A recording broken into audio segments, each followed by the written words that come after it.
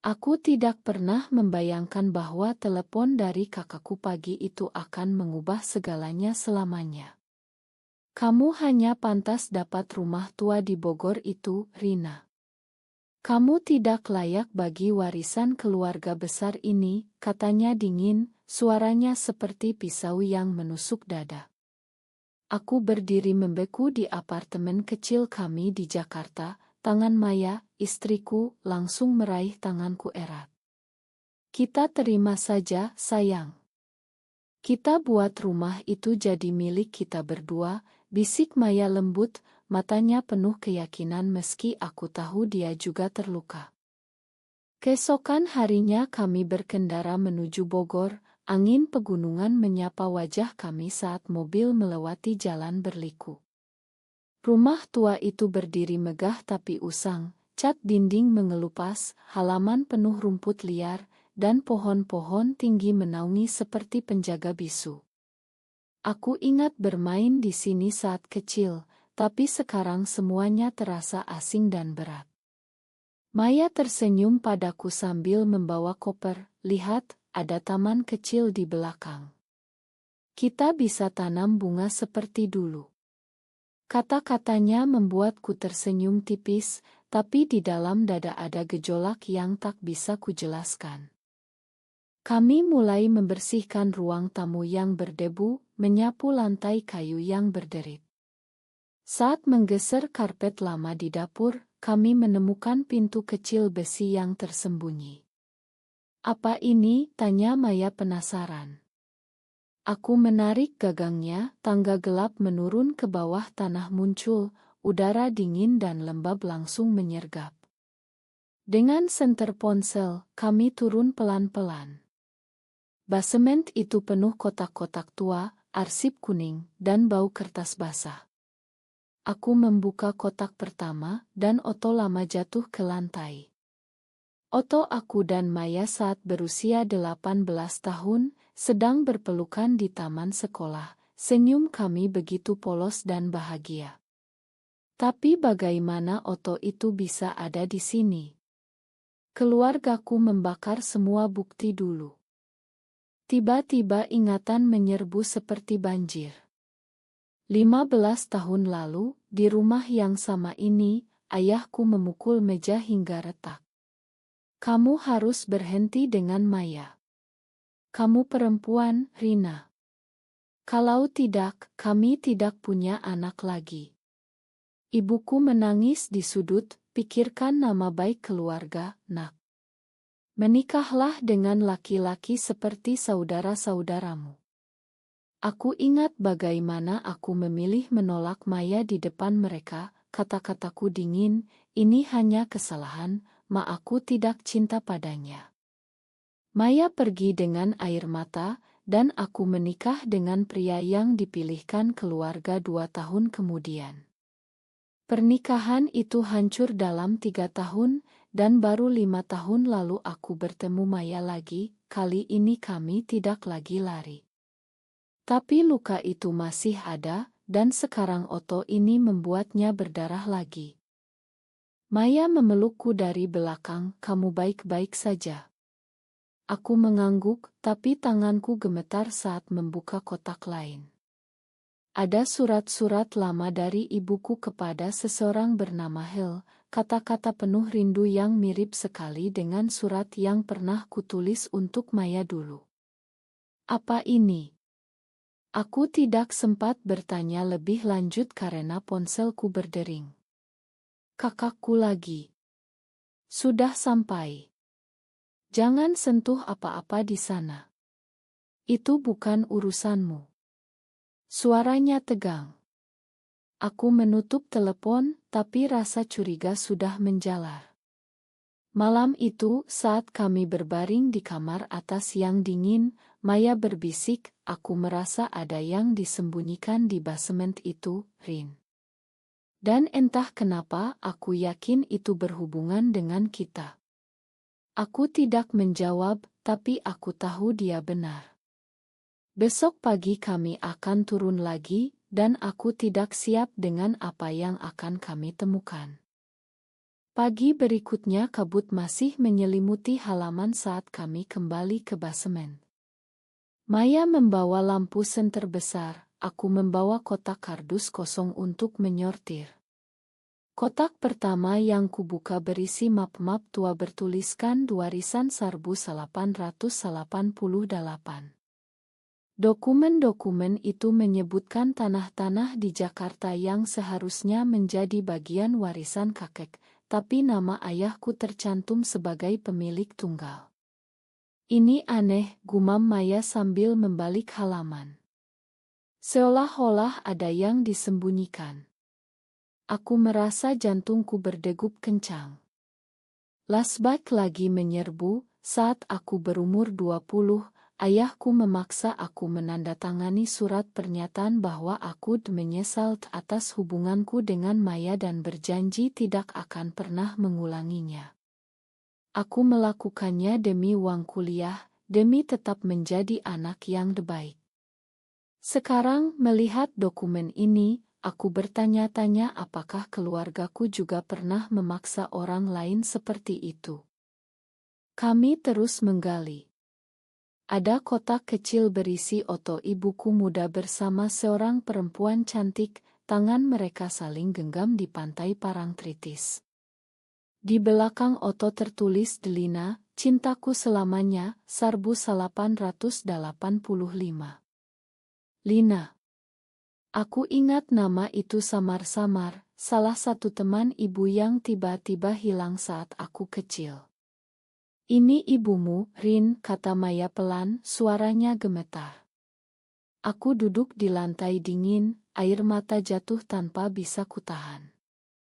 Ibuku pernah mengalami hal yang sama denganku, tapi dia memilih diam, menikah dengan ayahku, dan memaksa aku melakukan hal yang sama. Mengapa? Mengapa dia tidak melindungiku? Telepon berdering lagi. Kali ini ibuku. Rina, jangan buka apa-apa di rumah itu. Itu hanya gudang sampah lama. Suaranya terlalu cepat, terlalu gugup. Aku tidak bisa menahan diri. Bu, aku menemukan foto kamu dengan Lina. Siapa dia? Hening sejenak, lalu ibuku menjawab dingin, itu masa lalu. Lupakan. Kamu sudah cukup merepotkan keluarga dengan pilihan hidupmu.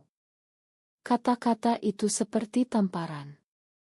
Maya memelukku saat aku menangis, kita tidak perlu konfrontasi sekarang.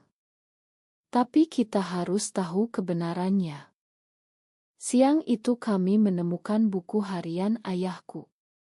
Halaman-halaman penuh catatan tentang masalah Rina dan bagaimana kebiasaan tidak normal itu bisa merusak nama baik perusahaan keluarga. Tapi di antara catatan itu, ada bukti transfer uang besar ke rekening pribadi ayahku dari dana warisan kakek. Ini penipuan, Rin, bisik Maya. Mereka mengambil semua dan memberimu rumah tua ini sebagai hadiah karena kamu lesbian. Mereka takut kalau kamu tahu, kamu akan tuntut. Aku merasa dunia berputar.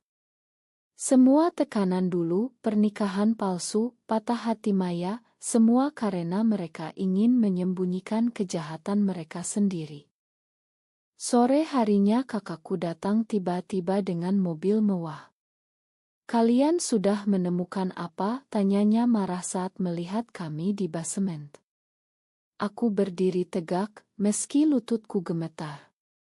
Kita perlu bicara, Kak. Tentang warisan, tentang Lina, tentang aku dan Maya. Dia tertawa sinis. Kamu tidak punya hak. Kamu sudah memilih jalan sesat itu. Maya maju melindungiku. Kami tidak akan diam. Konfrontasi pertama itu berakhir dengan kakakku pergi sambil membanting pintu, tapi aku tahu ini baru permulaan. Malam itu, saat hujan deras mengguyur atap rumah tua, aku dan Maya berbaring sambil berpegangan tangan. Apapun yang terjadi, aku tidak akan menolakmu lagi, bisikku. Maya mencium keningku. Aku tahu, sayang. Kali ini kita lawan bersama. Hari ketiga di rumah tua, ketegangan semakin terasa. Kami menemukan kaset rekaman lama di salah satu kotak. Saat memutarnya di tape player tua, suara ibuku terdengar jelas, menangis kepada Lina, "Aku tidak bisa pergi bersamamu. Keluarga akan hancur. Aku harus menikah dengan dia." Lalu suara Lina yang putus asa, "Kamu memilih mereka, bukan aku."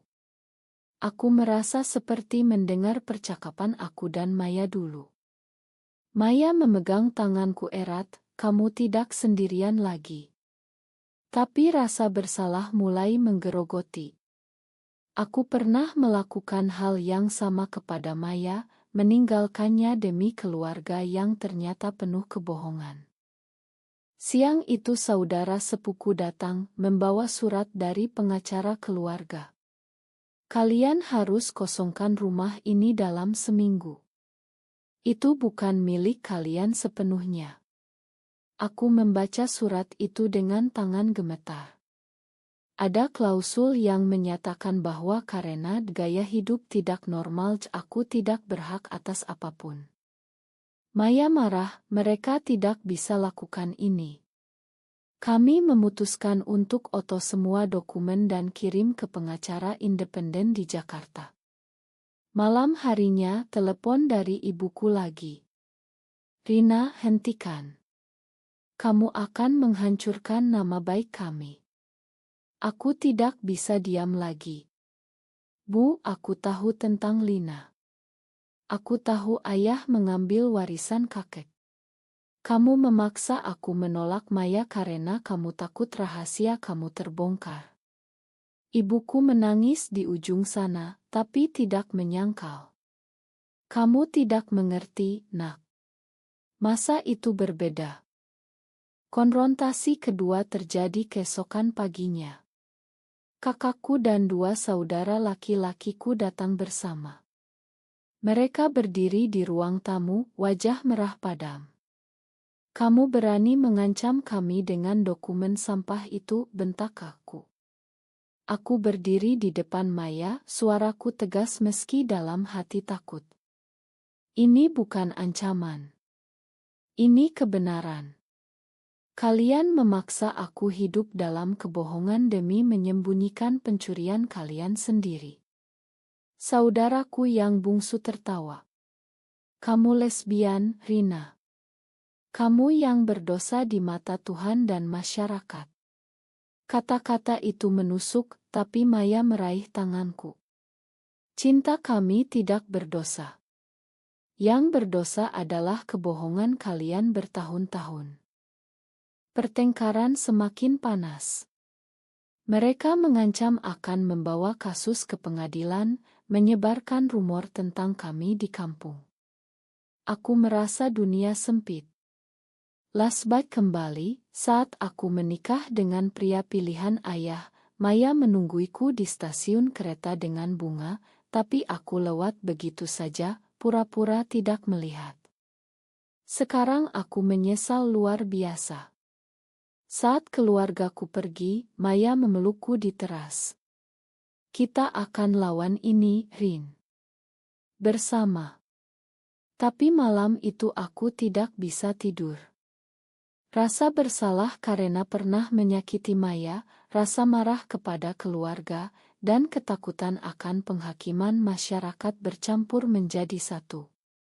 Aku tahu besok akan lebih berat lagi. Minggu berikutnya berita mulai menyebar di kampung sekitar Bogor. Tetangga-tetangga mulai berbisik saat kami belanja di pasar. "Itu yang lesbian, ya." Keluarganya bilang dia mengkhianati warisan. Maya mencoba tersenyum, tapi aku tahu dia juga lelah. Di basemen kami terus menyortir bukti. Kami menemukan surat dari Lina kepada ibuku yang belum terkirim, penuh kata-kata ma dan harapan. "Mungkin Lina masih hidup," kata Maya. Aku mengangguk. Mungkin aku bisa menemukannya, meminta maaf atas nama ibuku, dan sekaligus menebus dosaku sendiri. Kakakku menelepon lagi, kali ini suaranya lebih lembut tapi penuh ancaman. Kalau kamu teruskan, kami akan bilang ke media bahwa kamu memalsukan dokumen untuk merebut warisan. Masyarakat akan percaya kami, bukan kamu. Aku tertawa getir. Kalian sudah memalsukan semuanya, Kak. Aku punya bukti transfer uang. Hening lama. Lalu dia bilang, kamu akan menyesal, Rina. Keluarga kita akan hancur karena kamu. Kata-kata itu seperti ramalan. Sore harinya, seorang wartawan lokal datang ke rumah. Ada rumor tentang skandal warisan keluarga besar di Jakarta. Anda bersedia wawancara? Aku menolak, tapi Maya berbisik, mungkin ini saatnya, Rin. Biar semua terbongkar. Malam itu kami duduk di teras, memandang bintang. Aku menceritakan semuanya kepada Maya, bagaimana aku pernah menolaknya di depan keluarga, bagaimana aku menikah dengan pria demi menyenangkan mereka. Aku minta maaf, Maya. Aku pengecut. Maya menangis tapi memelukku. Kamu sudah kembali padaku. Itu yang penting. Tapi rasa bersalah tetap ada. Aku merasa semua penderitaan Maya selama 15 tahun adalah salahku. Besok pagi, saudara sepuku datang lagi dengan ibuku. Ibuku terlihat tua dan lelah. Rina, hentikan. Lina sudah lama meninggal. Rahasia ini tidak akan mengubah apa-apa. Aku terkejut. Lina meninggal. Karena apa, Bu? Ibuku menunduk. Karena aku. Karena aku memilih keluarga. Air mata ibuku jatuh, dan untuk pertama kali aku melihat penyesalan sejati di matanya. Konfrontasi itu berakhir dengan ibuku memelukku pelan, tapi kakakku tetap marah. Kamu sudah menghancurkan kami, Rina. Aku tahu keluarga besar kami mulai retak. Telepon dari kerabat lain mulai berdatangan, ada yang mendukung, ada yang menghakimi. Masyarakat sekitar mulai menjauhi kami. Tapi di tengah itu semua, aku dan Maya semakin dekat. Kami berjanji akan bertahan. Namun, bukti terbesar masih belum kami temukan, bukti yang akan benar-benar meruntuhkan semuanya. Penemuan terakhir datang di hari ke-10. Di sudut basemen paling dalam, ada kotak besi terkunci. Maya berhasil membukanya dengan obeng. Di dalamnya ada dokumen asli warisan kakek, ditandatangani saksi palsu, dan catatan ayahku yang mengakui bahwa dia memanipulasi semuanya untuk mengambil alih perusahaan. Tapi yang paling menyakitkan adalah surat dari ayahku kepada ibuku, kita harus memaksa Rina menikah. Kalau tidak, orang akan ingat apa yang kamu lakukan dengan Lina dulu. Semua tekanan kepadaku adalah untuk melindungi rahasia ibuku. Aku menangis terseduh. Maya memelukku lama. Kamu tidak salah mencintai aku, Rin. Mereka yang salah. Kami memutuskan untuk membawa semua bukti ke pengacara di Jakarta keesokan harinya. Di perjalanan, aku menelepon ibuku. Bu, aku tahu semuanya sekarang. Aku tidak marah. Aku hanya ingin kamu bahagia. Ibuku menangis di telepon. Makan ibu, nak. Aku terlalu takut. Tapi kakakku tidak mau diam-diam mengirim pesan ke seluruh keluarga besar. Rina mengkhianati kita. Jangan percaya dia. Konfrontasi besar terjadi di rumah keluarga di Jakarta 2 hari kemudian. Semua saudara dan sepupu berkumpul. Aku dan Maya berdiri di tengah, membawa map bukti. Ini bukan tentang aku menjadi lesbian, kataku tegas. Ini tentang pencurian dan kebohongan yang kalian tutupi dengan menghancurkan hidupku dan Maya. Ruangan hening, lalu meledak. Kakakku berteriak, ibuku menangis, saudara-saudaraku menuduhku pembohong. Tapi saat pengacara kami menunjukkan bukti asli, wajah mereka berubah. Beberapa kerabat mulai mundur, ada yang meminta maaf. Masyarakat mulai tahu melalui berita lokal. Nama baik keluarga runtuh dalam seminggu. Aku merasa campur aduk, senang karena kebenaran terungkap, tapi sedih karena keluargaku hancur. Rasa bersalahku kepada Maya semakin dalam. Aku pernah meninggalkannya demi keluarga yang ternyata tidak layak. Malam itu di rumah tua, Maya berkata, kita bisa mulai baru, Rin. Jual rumah ini, pindah ke tempat yang tenang. Aku mengangguk, tapi aku tahu perjalanan penebusan baru saja dimulai. Aku harus memakan ibuku, menghadapi masyarakat, dan yang paling penting, memakan diriku sendiri karena pernah menolak cinta sejati. Bulan berikutnya segalanya berubah cepat. Pengadilan menyatakan bukti kami alib. Keluargaku kehilangan sebagian besar aset, perusahaan dijual, dan nama baik mereka tercoreng. Ibuku pindah ke rumah kecil di Bogor, dekat dengan kami. Dia sering datang membawa makanan, dan kami bicara pelan tentang Lina, tentang masa lalu. Aku seharusnya melindungimu, Rina, katanya suatu sore. Aku memeluknya. Kita sama-sama belajar, Bu. Kakakku masih tidak mau bicara, tapi aku tidak memaksa. Masyarakat masih berbisik, tapi aku dan Maya belajar mengabaikannya. Kami membuka kai kecil di taman belakang rumah tua, tempat kami tanam bunga bersama. Suatu malam, saat bulan purnama menerangi halaman, aku dan Maya duduk di ayunan kayu. Aku memandang wajahnya yang tenang. Terima kasih sudah menungguku selama ini, Maya. Aku pernah menolakmu demi keluarga yang tidak layak. Sekarang aku tahu, cinta kita lebih kuat dari apapun. Maya tersenyum, mencium tanganku. Kita sudah pulang, Rin. Bersama. Aku merasa damai untuk pertama kali setelah bertahun-tahun. Rahasia basement itu bukan hanya menghancurkan keluarga, tapi juga menyembuhkan luka lama kami. Aku telah bangkit, meski dengan cara yang menyakitkan. Rumah tua itu kini penuh tawa, bukan lagi tempat rahasia. Kami memutuskan untuk tetap tinggal, merawatnya sebagai simbol perjuangan kami. Kerabat yang dulu menghakimi mulai datang satu persatu, meminta maaf. Aku menerima mereka pelan-pelan, karena penebusan bukan hanya untuk keluargaku, tapi juga untuk diriku sendiri. Maya selalu di sampingku, tangannya hangat.